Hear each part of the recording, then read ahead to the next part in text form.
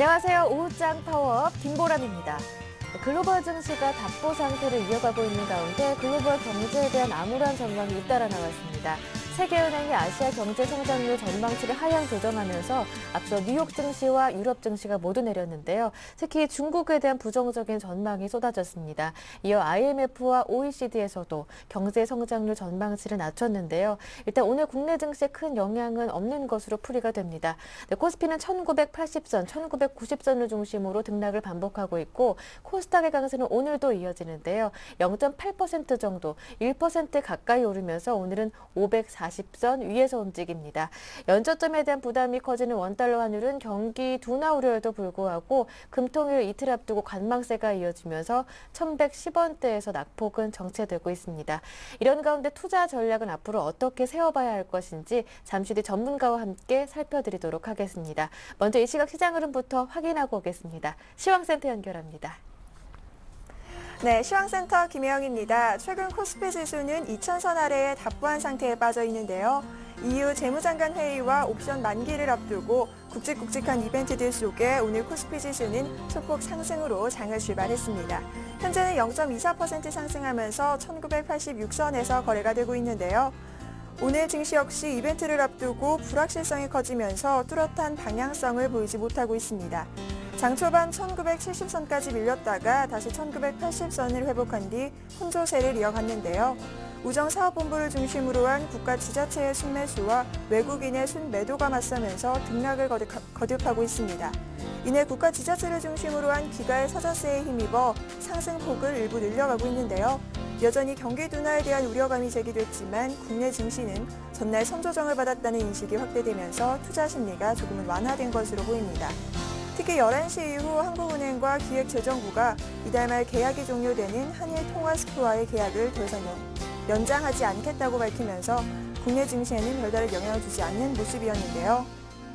현재는 개인의 매도세가 주춤하고 기관의 매도 강도를 조금씩 확대하면서 지수 상승에 힘을 보태고 있는 모습입니다. 이어서 수급 상황 살펴보겠습니다. 투자 주체자별로는 개인과 외국인이 각각 12억 원, 645억 원의 동반 매도를 기록 중이고요.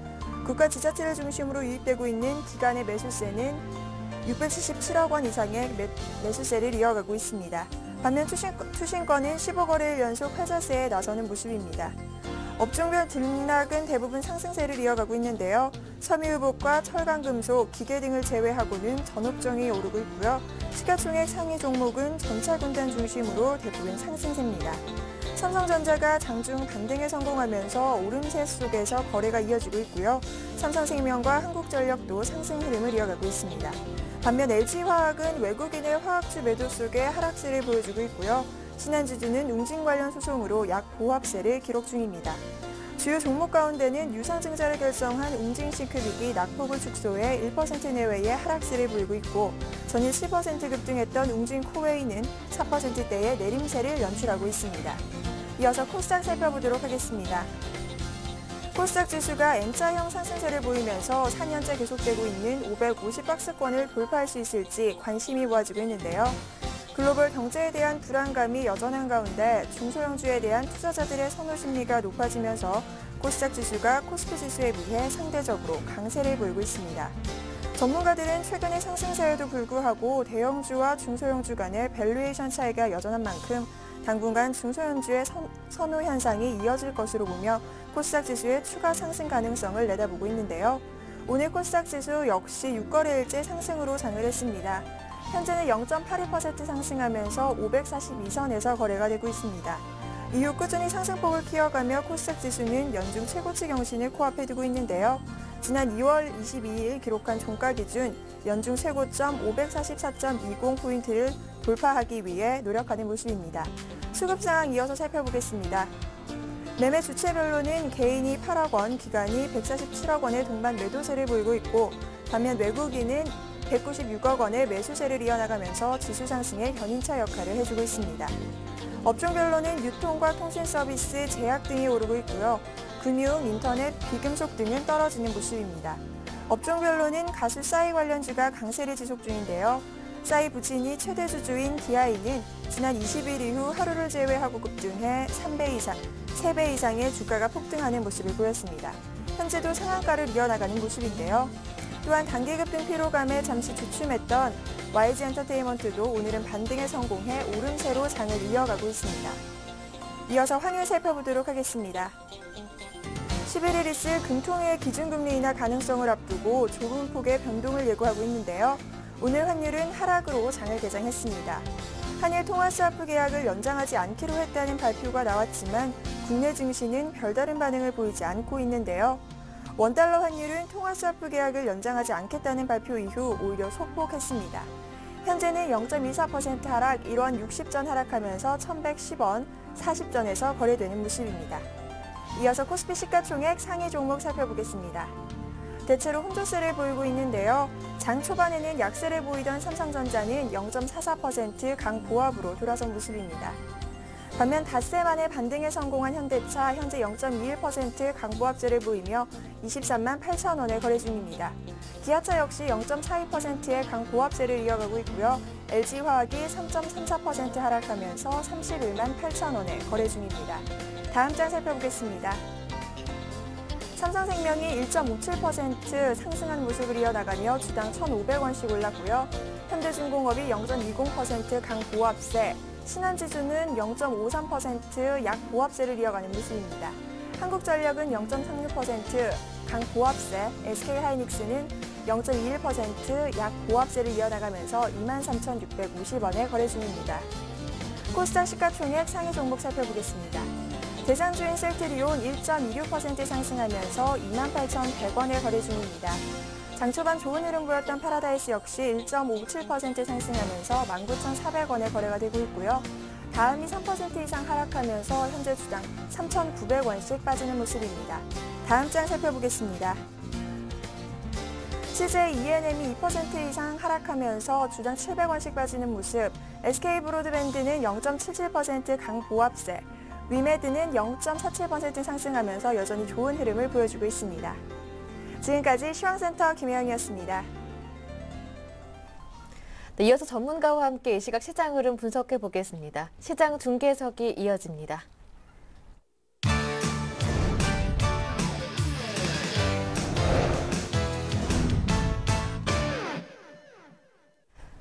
네, 샘플러스 김형근 전문위원과 함께하겠습니다. 안녕하세요. 네, 안녕하세요. 네, 코스피 오후장 들어서 상승 흐름 꾸준하게 유지하고 있습니다. 기관의 매수 강도가 강화되고 있는데 국가 지자체를 중심으로 690억 원 정도 매수해주고 있고요. 외국인들은 현물을 매도하지만 선물을 매수하면서 이에 힘을 입어서 프로그램 통해 한 2천억 원 정도 매수 물량 유입되고 있는데요. 현재 시장 어떻게 보십니까? 예, 그렇습니다. 말씀하신 대로 지금 외국인들 선물이 한 4,200계약 정도, 금액으로 따지자면 5천억이 넘는 그러한 금액 네. 매수가 유입이 좀 되면서 프로그램 쪽 2천억이 넘는 매수가 좀 유입이 되고 있습니다. 반면에 이제 외국인들 같은 경우 한 750억 정도 선물 쪽에서 매도를 좀 하고 있고, 그러한 부분들을 기관 쪽에서는 국가지방에서 900억 이상의 매수를 좀 보여주면서 기관은 한 700억 가까이 매수를 해주고 있는 모습입니다. 외국인이 파는 그러한 금액만큼 기관들은 좀 매수를 하는. 하지만 이제 투기나 기금 쪽은 좀 매도를 하고 있다는 이러한 부분은 조금은 부정적인 면으로 좀 볼 수 있겠지만 여전히 상당히 지금 긴 시간이죠. 우리가 지금 2주, 3주 정도 되는 것 같은데요. 계속해서 1570과 2000포인트 이 사이에서 좀 갇혀있는 그런 구간에서 흘러가다 보니까 대형주들의 흐름은 당연히 좀 답답한 흐름이고요. 중소형주의 흐름들 계속해서 종목별로의 이러한 흐름들이 좀 나타나고 있고, 하지만 이제 우리가 그 이면에는 항상 실적을 기반으로 하고 성장성이 있는 종목들, 이러한 종목들이 계속 강하게 움직이는 종목, 그러한 현상이 나타나고 있습니다. 그래서 이 부분은 아까 그 일전에 계속 말씀드리지만 이제 선택의 부분이죠. 과연 그 강한 종목을 선택을 해서 추가적인 기대 수익률, 우리가 기대할 수 있는 수익률 부분과 혹시 또 리스크 부분이죠. 고점에서의 잡을 수 있다는 그러한 리스크 부분, 이러한 부분이 조금 고민이 되는 구간인데 여전히 그러한 구간이고, 일전에 제가 어제도 그랬고 그때도 그렇게 설명을 드렸지만 다시 한번 약간의 좀 조정구간을 보여주고 다시 상승하는 그러한 흐름들이라면 그러한 종목들 매매가 가능하다는 부분을 좀 말씀을 드렸었죠. 이를테면 모바일 게임 이따가 차트를 좀 보겠지만 카운트수가 약간의 조정을 보여주고 신고가를 형성할 때, 이럴 때는 다시 매매가 가능하고, 파라다이스나 이런 종목들이 약간의 조정을 보여주고 옆으로 횡보를 보여주고 다시 고가를 형성, 신고가를 형성을 할 때 이러한 종목들은 매매가 가능하다는 거죠. 그래서 그러한 종목들별로, 그러한 종목들이 다 실적을 기반으로 한 종목들입니다. 그래서 그러한 종목들을 기반으로 종목들을 위주로 해서 매매를 계속 강한 종목들을 좀 할 필요가 있고, 그리고 종목별로 무조건 강하다고 해서 다 매수 타이밍이 되는 건 아니죠. 그러한 타이밍들은 잘 잡아야 되겠죠. 여전히 뭐 그러한 흐름이라고 보고 있고, 아직까지 우리가 이제 국내 이벤트 내일 모레 옵션 만기와 금통위 뭐 이러한 부분을 좀 남겨두고 있는데요. 그러한 뭐 국내적인 이벤트도 좀 있는 상태인데, 여전히 시장은 뭐 계속 갇혀있는 그러한 구간이라고 생각을 하고요. 이러한 부분들이 우리가 조금씩은 변화될 거라고 생각을 하고, 제가 이제 대형주에 대한 부분은 한 30% 정도 비중을 말씀드리고, 중소형주 한 40%, 나머지 20, 30% 현금과 어떤 트레이딩 이런 부분을 좀 말씀을 드리는데, 그 부분 여전히 좀 유지를 하고 싶고요. 만약에 시장이 우리가 뭐 국내적인 이벤트라든가 해외 이벤트가 지나고 나서 1970포인트를 이탈되고 1950포인트 뭐 이러한 수준까지 좀 하락을 하게 된다면, 만약에 그러한 하락이 나타난다면 그때는 오히려 과감하게 대형주를 좀 매수할 수 있는 그러한 구간이다, 이렇게 좀 말씀을 드리고 싶고요. 현재까지는 여전히 그러한 시각을 계속 매일 제가 말씀을 드리는 계속 반복이 되고 있죠. 그러한 부분을 계속 유지를 하고 시장을 좀 이렇게 점검을 해드리도록 하겠습니다. 코스닥 네. 같은 경우 간단하게 좀 말씀드리면 네. 뭐 외국인들의 매수에 의해서 여전히 좀 강한 흐름들이 나타나고 있습니다. 오늘 같은 경우 뭐 바이오 쪽의 흐름이라든가 이런 쪽 이따가 다시 점검을 해보겠지만 뭐 그러한 강세의 흐름을 좀 보여주고 있고, 뭐 고점은 지금 연중 고점까지 거의 온 상태죠. 그래서 한 코스닥 같은 경우는 한 3년 동안에 월봉을 보시면 3년 동안에 어떤 횡보 구간에 거의 상단 밴드까지 사실 온 상태입니다. 약간의 조금은 조정 구간이 나타날 수 있다. 이러한 상태에 온 상태다. 이 정도로 좀 정리를 해드리도록 하겠습니다. 네, 대형주는 30%, 중소형주를 40% 비중으로 담아보자. 오늘도 말씀을 해주는데요. 그 안에 들어갈 업종들, 오늘 특징 업종 가운데 찾을 수 있을까요? 종목까지 구체적인 차트 움직임 확인해 보겠습니다. 네, 오늘 특징적인 업종을 좀 보자면 뭐 전기전자 쪽, 코스피 쪽의 흐름보다는 코스닥 쪽의 그러한 관련 부품주들, 스마트기기 관련 그러한 부품주들, 그러한 흐름들이 나타나고 있고, 건설주들의 반등, 기술적인 반등, 저가에서 이러한 흐름들이 나타나고 있고, 헬스케어 관련주들, 대선 후보, 문재인 후보가 복지국가 5개년 계획 발표, 이러한 부분과 좀 관련이 돼서 그런 강한 모습들이 좀 나타나고 있고요. 노인복지 테마라든가 이런 쪽도 좀 흐름들이 나타나고 있고, 또 개별적으로는 블랙박스 관련한 그러한 종목들의 흐름이 좀 나타나고 있고, 태양광 쪽에 대한 종목들도 신성솔라에너지라는 이 기업의 인도 쪽과의 MOU 이러한 체결 부분으로 최근에 좀 단기적인 급등이 좀 나타났었는데, 관련해서 좀 단기적인 그러한 뭐 저가 매수가 나타나고 있다. 크게 뭐 의미를 부여한다기보다는 이러한 흐름들이 좀 나타나고 있고, 태양광 쪽에 대해서는 그래서 이러한 특징적인 업종이 좀 나타나고 있고, 관련해서 종목별로 좀 점검을 좀 해보도록 하겠습니다. 일단 뭐 삼성전자 같은 경우 보시면 여전히 뭐 137만 원 지금 현재 가격, 130만 원은 이미 이제 좀 넘어섰다, 이렇게 좀 판단을 해야 될 것 같고요. 4분 실적을 발표, 3분기 실적 발표 이후에 약간의 단기적인 좀 조정이 나왔지만, 예전에도 말씀드린 대로 좀 조정 구간을 거친 이후에 추가적인 상승이 가능한 그러한 흐름이라고 저는 개인적으로 생각을 하고 있고, 그 부분은 사실 이제 시장에 대한 긍정적인 시각에서 좀 기록되는 부분이고, 약간의 이러한 답보 상태 구간 이후에 시장은 좀 더 좋아질 수 있다, 저는 그러한 판단을 하고 있기 때문에 삼성전자의 흐름 여전히 긍정적으로 보고 있고, 이러한 부분들이 삼성전자가 130만 원이 이탈이 되지 않는다면 여전히 그러한 시각을 좀 유지를 하고 있습니다. 그래서 그 현재 상태 삼성전자의 흐름 아주 양호한 흐름이 나타나고 있고, 관련해서 삼성 SDI라는 종목도 예전에 이제 IT 쪽에서는 계속 말씀드리는 종목인데요. 현재 삼성 SDI도 상당히 뭐 견조한 흐름을 보여주고 있습니다. 어제 이제 한 이틀 정도 조정을 좀 받았지만 오늘도 추세를 좀 이탈하지 않는 그러한 반등을 좀 보여주고 있는 그런 모습이고요. 그리고 건설주를 좀 보면, 건설주는 제가 이제 이전에도 계속 관심을 가질 수 있는 그런 섹터로 항상 말씀을 드리는데요. 물론 이제 긴 시각에서 말씀을 드리는 거죠. 오늘 같은 경우에는 이제 기술적인 반등, 저가 매수 이러한 부분이 좀 유입이 되는 건데요. 순환되는 차원에서 사실 이제 현대건설이나 이런 종목을 좀 보자면 그 현대건설 같은 경우는 사실 내년 정도, 그러니까 전체적인 건설 업황에 대한 부분을 보자면 한 2013년도부터 좀 수익이 개선이 될 거라고 보고 있고, 사실상의 종목별로 좀 접근을 해야 될 필요가 있는데요.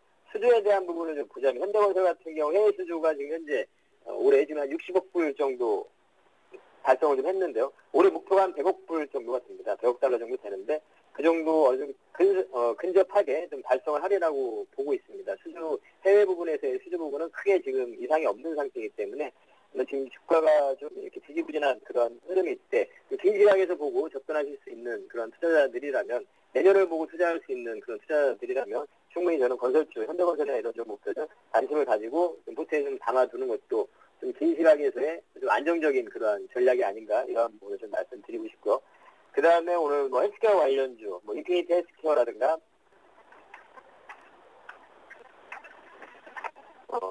뭐 메디포스트 예. 이러한 종목들이 강한 흐름들이 좀 나타나고 있는데요. 뭐 인포피아라든가 이런 뭐 종목별로의 어떤 후대도 좀 있지만 아까 말씀드린 대로 대선 후보인 문재인 후보가 복지국가 5개년 계획을 뭐 바로 실시하겠다, 추진하겠다 이러한 부분을 좀 발표를 하면서 관련 종목들이 좀 강한 흐름들이 나타나고 있고 헬스케어 관련주들 그리고 뭐 복지 테마 종목으로서 노인 복지 테마부터 바이오 스테이트 이런 종목도 일전에 제가 계속 좀 말씀을 드리는 종목인데요. 우리 이 부분을 좀 보자면 다시 한번 그 부분을 좀 느낄 수 있죠. 우리가 이 테마라는 부분도 좀 순환되는 부분. 우리가 최근에는 막 일자리 관련 쪽에 강한 흐름이 나타났었고 SNS 관련 쪽들. 근데 오늘 그런 종목들은 좀 쉬고 있죠. 그러면서 바이오 쪽의 흐름, 노인복지에 관한 이러한 그전에는 물론 인물 관련 테마들이 또 강한 흐름이 나타났고 이런 테마들의 흐름. 그리고 우리가 점심시간쯤에 대하티아라는 종목이 또 상한가를 갔죠. 이러한 이제 철도 관련주들의 또 강한 흐름. 그러면서 뭐 그런 가스관 관련, 도강철관이나 이런 종목들도 강한 흐름이 나타나고 있죠. 이런 테마 쪽에서 돈의 흐름, 순환되는 부분, 이런 부분이 나타난다는 것을 여러분들이 항상 좀 주시를 좀 하셨으면 좋겠고요. 계속해서 그러니까, 종목의 흐름들이 계속 상승하고 계속 하락하고 이러진 않는다는 거죠. 순환되는 거. 지금 중소형주 흐름들이 어느 정도 더 강한 흐름들이 나타나겠지만 이 부분이 또 계속되진 않는다. 종목별로 고가를 계속 형성하고 가는 종목들을 어느 정도는 좀 차입실하는 그러한 과정이 있어야 될 것이고요. 신규 매수하기에는 좀 부담스러운 종목은 분명히 그런 부분을 고려해서 좀 매매를 좀 하셔야 된다는 부분을 다시 한번 말씀드리고 그리고 이제 오늘 뭐 블랙박스 관련해서 뭐 킹크라든가 이런 종목들의 강세를 좀 보여주고 있는데요. 이 부분도 이제 앞으로의 성장성 부분이라든가 정책적인 부분이죠. 킹크나 이런 종목은 사실 이제 내비게이션 그런 회사인데 내비게이션 시장은 이미 이제 성숙기에 접어든 시장이고 앞으로의 성장의 모멘텀으로는 이런 블랙박스 부분을 좀 볼 수 있는데 2013년도부터 상용차에 대해서는 블랙박스를 의무적으로 다 설치를 해야 되는 그런 정책이 이미 진행이 됐죠. 그래서 이 부분 정책적인 부분이라든가 이런 부분 봤을 때 중국 시장에서의 어떤 성장 부분 이 부분을 봤을 때 충분히 뭐 현재 관심을 가지고 또 매매를 할 수 있는 그런 관심을 가질 수 있는 그러한 섹터다 한번 말씀을 드리고 싶고요. 그리고 오늘 뭐 태양광 쪽의 흐름은 아까도 말씀드린 대로 태양광 쪽의 어떤 업황 뭐 좋아지고 지면서 이런 상황은 아니죠. 태양광 쪽은 제가 봤을 때 좀 시간과의 그러한 좀 싸움이라고 생각을 하고 OCI 종목의 흐름이 뭐 지금 크게 움직이지 않고 있습니다. 그리고 토리스고 가격이 계속 뭐 하락을 하고 있고 이런 상황이기 때문에 신성솔라에너지의 이런 종목의 단기적인 그러한 모멘텀들로 인해서 상승을 하면서 오늘 오성 LS나 이런 종목도 상한가를 갔는데요. 크게 뭐 여러분들이 의미를 가지고 그러한 종목에 좀 관심을 가진다기보다는 그냥 단기적인 그러한 저가 매수세가 좀 유입이 되고 트레이딩의 그런 흐름이다 이렇게 좀 이해를 하시면 될 거고 태양광 쪽은 아직까지는 긴 시각에서 OCI나 이런 종목에 좀 관심을 가질 필요가 있다. 이렇게 좀 시장에 대해서 좀 정리를 해드리도록 하겠고 관심 가질 쪽은 여전히 똑같습니다. 그러니까 IT 관련 스마트 그리고 뭐 이런 엔터 관련 그리고 모바일 게임 그리고 바이오 쪽 그리고 IT 코스피 쪽에선 유가증권 시장에서는 IT라든가 자동차 그리고 건설 이런 이런 섹터는 좀 여전히 유지가 되고 있고요. 그 중에서 물론 종목별로 성장성과 가장 기본이 된 실적 이 부분을 좀 바탕으로 해서 종목을 좀 잘 선정을 해서 매매하시기를 말씀드리도록 하겠습니다. 네, 지금까지 샘플러스 김영근 전문위원과 함께했습니다. 말씀 고맙습니다. 네, 감사합니다. 네, 이어서 증권사 지점으로 가보겠습니다. 오늘은 KTB투자증권 압구정지점 김근호 차장님과 함께합니다. 차장님 안녕하세요. 네, 안녕하십니까. 네, 오늘 어떤 종목 문의가 가장 많았습니까? 네, 오늘은 뭐 사실 교육주에 대한 관심들이 최근에 굉장히 좀 많으신 것 같은데요. 예. 뭐 교육주 특히나 그 중에서 좀 가장 핫했던 이 비상교육에 대해서 굉장히 좀 문의가 많았습니다. 예. 일단 비상교육 같은 경우 뭐 비상교육뿐만 아니라 최근에 교육주들이 그 안철수 원장의 어떤 교육위를 구성하고 교육 전반에 대한 어떤 개혁을 좀 가져오겠다. 그러니까 가장 먼저 교육 부분에 있어서 굉장히 좀 힘을 많이 쏟겠다라는 이 연설들을 좀 내비치면서 교육주들의 관심들이 굉장히 좀 커졌는데요. 비상교육 뭐 전일에 굉장히 강한 상한가 흐름을 좀 보여줬습니다. 오늘도 사실 강하게 좀 시작은 하고 또 강한 흐름을 좀 보여주다가 주가가 어느 정도 좀 밀렸다 재차 좀 다시 올라오는 모습들을 보여주고 있는데요.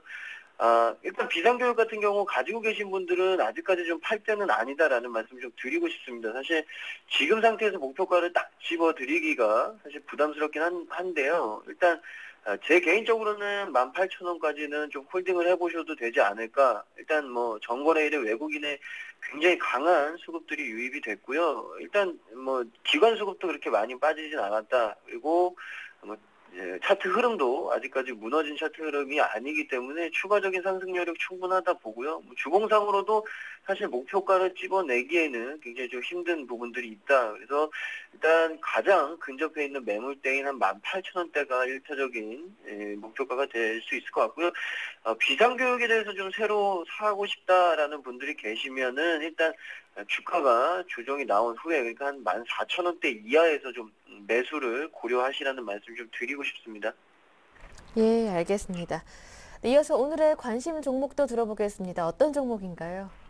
네, 오늘 말씀드릴 종목은 하나마이크론이라는 종목인데요. 예. 일단 종목 자체에 대해서 좀 말씀을 드리면 반도체 그리고 반도체 부품 쪽을 영위하는 회사라고 말씀드릴 수 있겠는데 이 백엔드 분야의 반도체 조립 그리고 테스트 제품을 주력으로 좀 생산을 하고 있고요. 이 업계 선두의 어떤 반도체 패키징 기술을 좀 보유하고 있습니다. 그래서 일단 반도체 패키징 쪽에서는 굉장히 좀 경쟁력이 있는 회사다라는 말씀을 좀 드리고 싶고 이 패키징 사업의 주요 수요 주체가 또 어디냐? 역시나 이 글로벌 탑티어이죠. 국내 탑티어인 이 삼성전자와 하이닉스 반도체 이 양사가 가지고 있고요.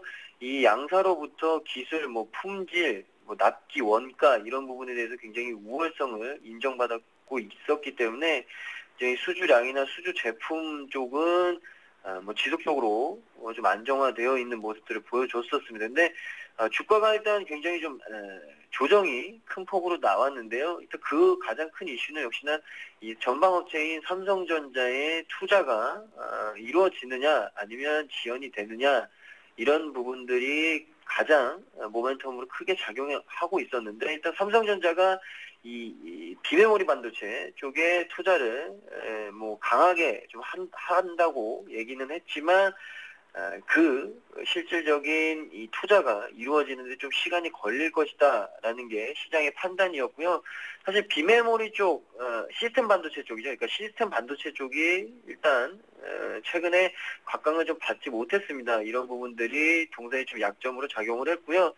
디램 값도 역시나 우리가 생각했던 것만큼 반등이 크지 않았다. 이런 부분들이 수익성 전반적인 부진을 좀 가져왔기 때문에 동사의 주가가 좀 약세를 보인 것 아니냐. 그러나 굉장히 큰 폭의 주가 조정이 있었기 때문에 오히려 지금은 투자 매력을 상승시키는 좀 구간이 아닌가라는 말씀 좀 드리고 싶은데 사실 주식이라는 게 높은 가격에서 사기에는 굉장히 부담스럽습니다. 근데 하나마이크론 같은 경우에는 지금 자리 뭐 사도 그렇게 부담스럽지 않은 가격대라고 좀 생각이 들고요. 그런 부분에서 좀 추천을 드리는 거고 또 한 가지는 최근에 굉장히 좀 수급이 개선되는 모습을 보여주고 있습니다. 일단 어느 정도 기관의 매물들이 소화가 되면서 마무리되는 듯 보이고요. 이런 부분들이 이제는 기관 수급의 좀 재차 유입세를 기대해봐도 되지 않을까. 그리고 차트 자체도 아직까지 바닥권에 있기 때문에 매수하는데 그렇게 부담감이 없는 종목이다라는 말씀을 좀 드리면서 최근에 종목들이 굉장히 많이 올라왔던 종목들이 많기 때문에 이런 종목 오히려 하나마이크론 같은 바닥권에 있는 종목들이 사기에는 덜 부담스럽지 않을까라는 말씀 드리고 목표가로는 8,000원 그리고 손절가로 6,100원 제시를 해드리겠습니다.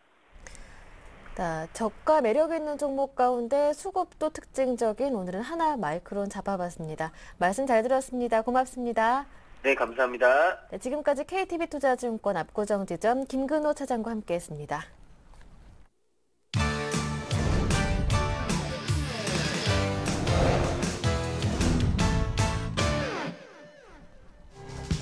오늘의 한 줄 뉴스입니다. IMF는 올해와 내년의 세계의 성장률과 주요국 성장 전망치를 일제히 낮췄습니다.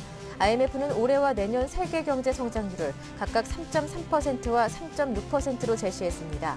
이는 지난 7월 전망치보다 각각 0.2%포인트와 0.3%포인트 낮아진 수치입니다. 또한 미국과 유로존, 아시아 주요국 등의 성장 전망치도 일제히 낮췄는데 우리나라 올해 성장률도 지난해 3.0%보다 0.3%포인트 낮은 2.7%로 추정했습니다. 유로존이 그리스에 오는 18일까지 트로이카와 합의하는 재정 긴축과 민영화 조치 등에 대해 연립정부 내 합의가 이루어져야 한다고 못 박았습니다. 장클로드 융커 유로그룹 의장은 늦어도 유럽연합 정상회의가 시작하기 전에 민영화 등 계획된 개혁 조치들을 이행할 수 있음을 보여줘야 한다고 밝혔습니다. 볼프강 슈이블레 독일 재무장관은 스페인의 추가 지원이 불필요하다는 입장을 재확인했습니다. 슈이블레 장관은 스페인이 은행 자본 재확충을 위해 구제금융을 받기로 함에 따라 전면적인 구제금융은 필요 없다는 입장을 고수해왔습니다. 룩셈부르크 재무장관도 스페인이 추가로 구제금융을 신청한다면 그때 문제를 다뤄야 한다고 말했습니다. 네, 보다 자세한 내용은 여의도로 가서 알아보겠습니다. 오늘은 삼성증권 김용구 연구원과 함께합니다. 안녕하세요. 예, 안녕하세요. 네, 세계은행에 이어서 IMF도 그리고 OECD에서도 경제 성장률 전망치를 하향 조정했습니다. 증시에 미치는 영향은 어떨 것인지 분석 부탁드립니다. 예. IMF는 올해 세계 경제 성장률을 3.3% 그리고 내년도 전망치를 3.6%로 하향 조정해서 발표하였습니다.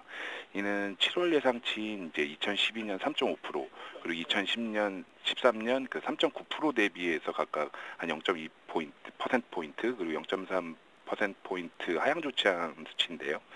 이는 지난 1분기 이후 이제 세계 경제가 다소 회복세를 보이는 듯 하다가 2분기 들어서 다시금 좀 둔화 조짐이 나타나며 전 세계 경제가 동반 침체를 보이고 있는 것에서 연유합니다. 특히 유로존 재정 위기로 말미암아서 디레버리징 움직임이 좀 가속화되고 있고 그리고 그런 거에 따라서 이제 글로벌 금융시장의 변동성이 확대된다라는 부분 거기다가 선진국의 경기 둔화가 이제 빠른 속도로 이제 신흥국 쪽으로 이제 같이 확산돼 가고 있다라는 부분에 이제 좀 핵심 원인이 될 것 같은데요. 아시아 쪽이나 이제 남미의 어떤 내수 부진 그리고 이제 미국의 성장률 둔화 역시도 좀 아울러서 부담 요인으로 평가할 수 있겠습니다. 좀 세부적으로 보면은 이제 미국이나 중국, 유로존, 일본 모두 이제 성장률 전망을 좀 하향 조치한 상황인데 결국에는 어떤 증시적인 측면에서 이제 자금에 논의되고 있었고 그리고 준비되고 있었던 글로벌 정책이라든지 통화 공조의 어떤 정책 관련된 부분이 얼마나 어떤 불협화음 없이 순조롭게 작동하는가가 가장 핵심이 될 것 같고요. 당분간은 이러한 어떤 악재는 증시 전반에 좀 계속 영향을 미칠 것 같고 좀 보수적으로 좀 시장 대응을 할 필요가 있다고 생각하고 있습니다. 네, 알겠습니다. 이제 또 미국의 3분기 어닝 시즌도 시작을 하는데요. 실적은 부진하겠지만 추가적인 하락은 없을 것이다라는 전망이 나오더라고요. 어떻게 보십니까? 예, 내일 새벽 미국의 알루미늄 생산업체인 이제 알코아의 실적 발표를 시작으로 이제 본격적인 3분기 어닝 시즌에 돌입하게 됩니다. 시장 컨센서스에 따르면은 이제 S&P 500 지수 포함 기업들의 이제 3분기 수익이 3년 만에 처음으로 이제 감소할 것으로 예상되고 있고 주당 순이익 경우에도 한 2% 정도의 어떤 감소를 좀 예상하고 있는 상황입니다. 특히 애플을 위시한 이제 기술주의 실적 조정세가 좀 예상되고 있어가지고 3분기 실적에 대한 좀 불안감이 좀 더 가중되고 있는 편인 어떤 그런 부분이 있는데요. 특히 이제 IT 관련주의 강세가 이제 그간 미국 증시의 어떤 호조세의 원동력이었다라는 걸 생각해 봤을 때 이러한 어떤 실적 둔화의 어떤 움직임은 상당히 좀 부담스러운 재료가 될 것으로 생각해 볼 수가 있겠습니다. 특히 S&P 500 지수 관련 이제 103개 회사들 중에 한 78%에 해당하는 한 80개사의 실적이 시장 예상보다 좀 부진할 것으로 이제 예상되는 상황이기 때문에 3분기 실적 부진으로 말미암아서 미국 지수의 어떤 전체적인 추가적인 상승세는 좀 제한될 것으로 판단할 수가 있겠고 이 역시도 우리 시장에 좀 부정적인 재료로 작용하면서 투자자들은 좀 어떤 리스크 관리를 좀 본격적으로 염두를 해둬야 되는 시기가 아니겠는가라는 어떤 생각을 좀 얻어볼 수가 있겠습니다. 네, 이제 금토미가 이틀 앞으로 다가왔습니다. 그런데 가운데 경기 둔화 우려도 커지고 있고 주변 여건을 봐도 그렇고 환율 방어를 위해서라도 금리를 인하해야 한다 목소리가 높아지고 있는데요. 어떻게 예상하십니까? 예. 11일 목요일 금융통화위원회에서 이제 기준금리 인하 여부가 이제 결정될 예정입니다. 시장 예상에 따르면은 이제 전문가 70%가 이제 금리 인하를 이제 예상하고 있는 상황인데요. 저희 당사에서도 한 25bp 수준의 어떤 금리 인하를 전망하고 있습니다. 금리 인하의 배경으로는 이제 내수 위축 그리고 이제 선진 주요국들의 어떤 경기 부진에 따른 어떤 수출 둔화 거기다가 또 성장률 관련한 부분이라든지 이제 한국 펀더멘탈 전반의 어떤 부진이 주요 원인으로 이제 파악해 볼 수가 있겠습니다. 또한 그 이번 달마저도 이제 금리 인하를 안 했을 경우에는 어떤 글로벌 정책 공조 흐름에서 완전히 좀 벗어났다라는 어떤 이런 부분들이 어떤 한국은행이나 정책 당국을 상당히 좀 압박하고 있지 않겠는가라는 어떤 그런 기대들이 일정 부분 좀 반영될 거다라고 일단 보는 것 같습니다. 그래서 이미 또 실제로도 이제 채권 시장에서는 장기채 시장 금리를 중심으로 해서 저점권 금리 형성하고 있는 등 지금 실제로 기준금리 인하가 어느 정도 지금 반영되고 있는 상황인데요. 물론 기준금리 인하에 따른 자산시장 전반에 대한 어떤 영향력은 좀 제한될 것으로 판단하고 있지만 IMF의 어떤 성장률 전망 하향 조치나 그리고 선거 전에 어떤 경기 부양에 대한 어떤 의지가 이번 달 금리 인하를 통해서 좀 나타나지 않겠는가라고 좀 판단해 볼 수가 있겠습니다. 네, 끝으로 현 시장 투자 전략도 들어보겠습니다. 어떻게 보시나요? 예, 그 2000년대 초반 이후에 이제 미국 기업의 시가총액 순위 변화를 좀 살펴보면은 그 IT 버블 당시에는 이제 정보통신 관련주들의 이제 초강세가 있었고 이제 뒤이어서 이제 제약주나 그 바이오 기업들의 강세 그리고 금융위기 전까지는 월가의 투자은행들의 강세가 뒤이었습니다. 그러니까 최근에는 이제 스마트 모바일 트렌드가 대두되면서 이제 애플이나 구글 등의 초강세가 진행되고 있는데요. 결국에는 이제 시대의 트렌드를 주도했던 기업들이 그러니까 주식시장의 트렌드 역시 장악하고 있다라는 걸 좀 파악해 볼 수가 있겠습니다.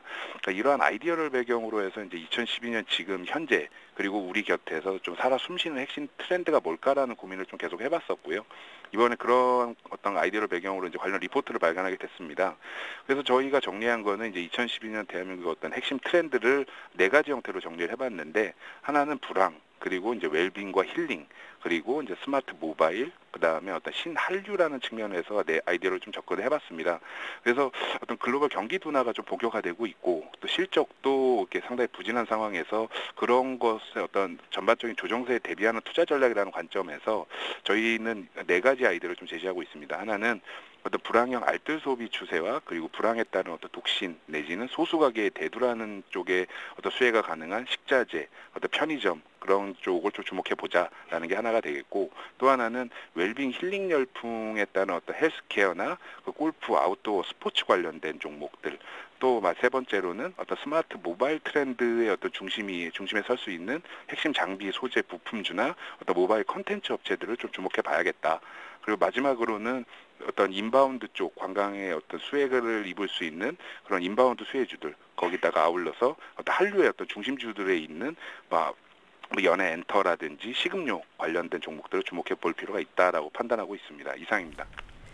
네, 말씀 잘 들었습니다. 고맙습니다. 감사합니다. 네, 지금까지 삼성증권 김용구 연구원과 함께했습니다.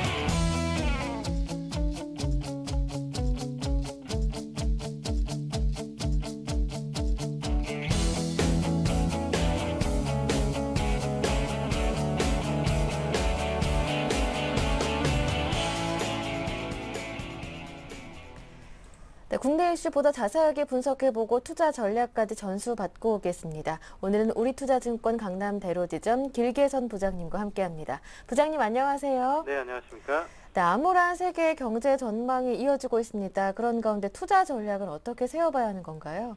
네, 최근에 나오고 있는 암울한 세계 경제 전망은 IMF의 최근 경제 전망 분석 때문에 아마 그런 내용들이 나오고 있는 것 같습니다. 예.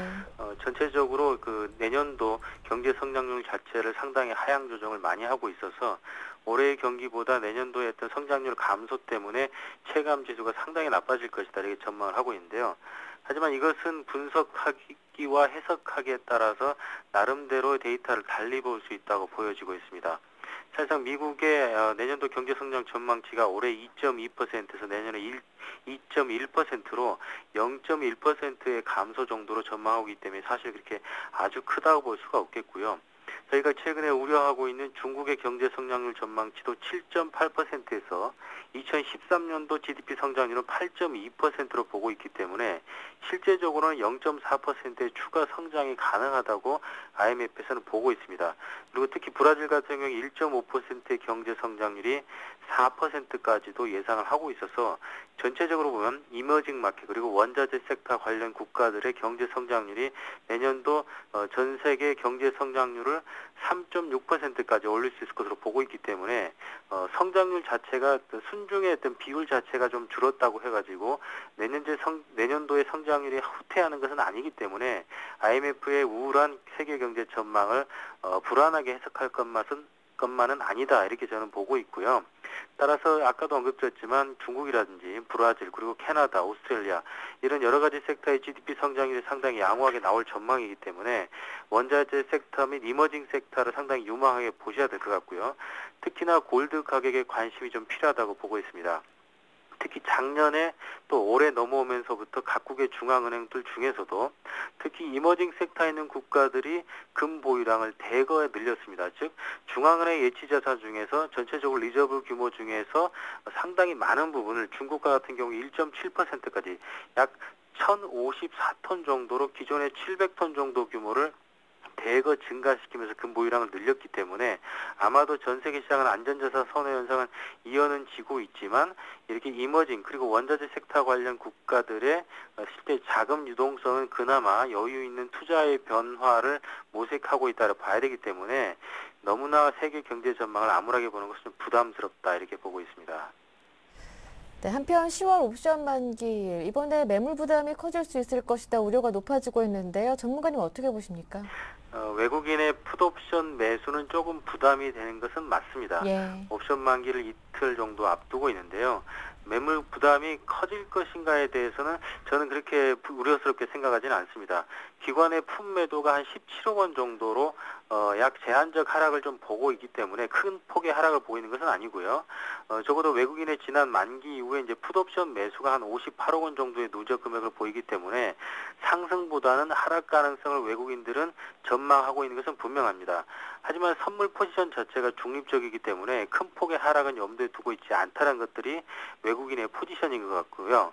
또 기본적으로 외국인의 현물 쪽의 포지션을 보면 현물 비중의 감소에 따른 시장의 부담이 그렇게 크지 않았었습니다. 즉 9월 25일까지 외국인이 한 5조 1천억 원대의 현물 비중이 최근 3조 6천억 원대까지 좀 감소하긴 했는데요. 이렇게 감소하고 있는 와중에 시장 충격이 컸느냐? 절대 그렇지 않고 오히려 시장은 제한적 박스권에서 거의 정중동한 모습을 보였기 때문에 무리 없이 소화되었다고 보면 그렇게 부담스럽게 볼 필요는 없는 것 같고요. 시장은 좀 프로그램 매매 비중은 좀 있습니다. 시장 충격 요인으로 작용할 것인가로 보면 2조 2천억 원대의 누적 프로그램 매수로 보면 꾸준히 늘어난 수치는 맞지만 한꺼번에 쏟아질 정도로 규모가 크지는 않다고 보여지기 때문에 적어도 4분기에 어떤 프로그램 매수 규모 자체의 규모로 봤을 때는 프로그램 비중의 옵션 만기에 대한 영향력이 크지 않을 것으로 보니까 매물 부담은 좀 부담 없게 느끼셔야 되지 않나 이렇게 판단합니다. 네, 알겠습니다. 한편 코스피가 방향을 잡지 못하고 있는 가운데 중소형주 강세는 꾸준하게 이어지고 있는데요. 중소형주 흐름 어떻게 전망하시나요?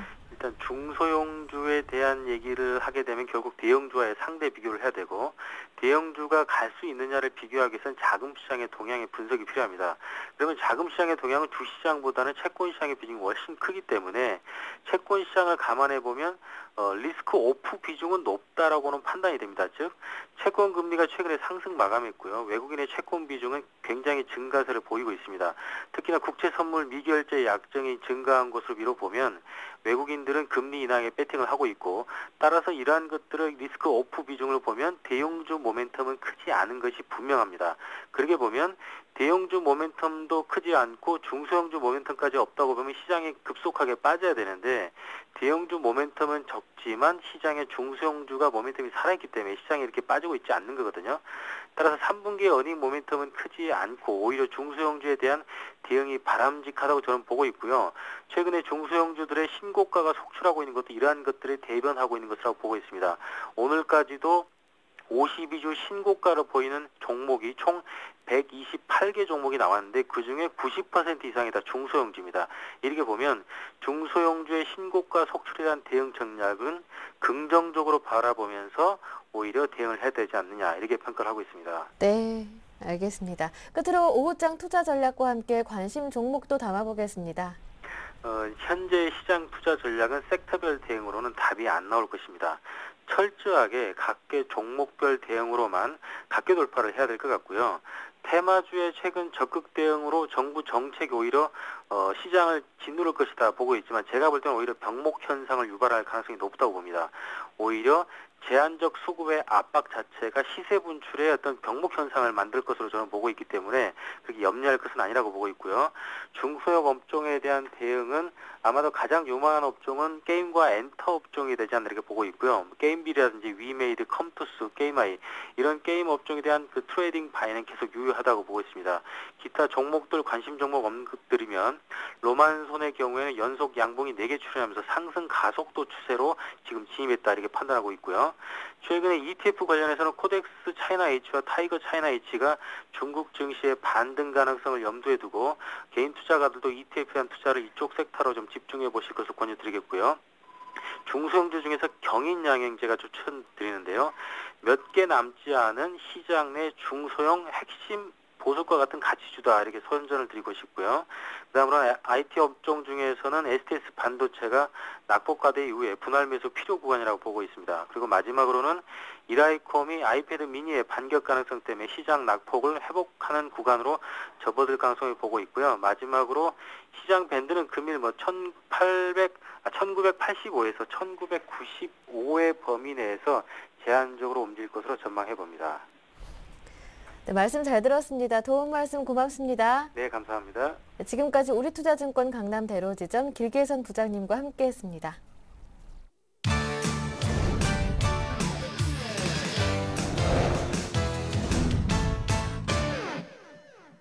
네, 지금부터는 구체적인 오후장 전략을 세워드리고요. 전문가의 포트폴리오도 공개합니다. 오늘은 골든이글 투자자문의 정태근 팀장님과 함께합니다. 안녕하세요. 네, 맞습니다.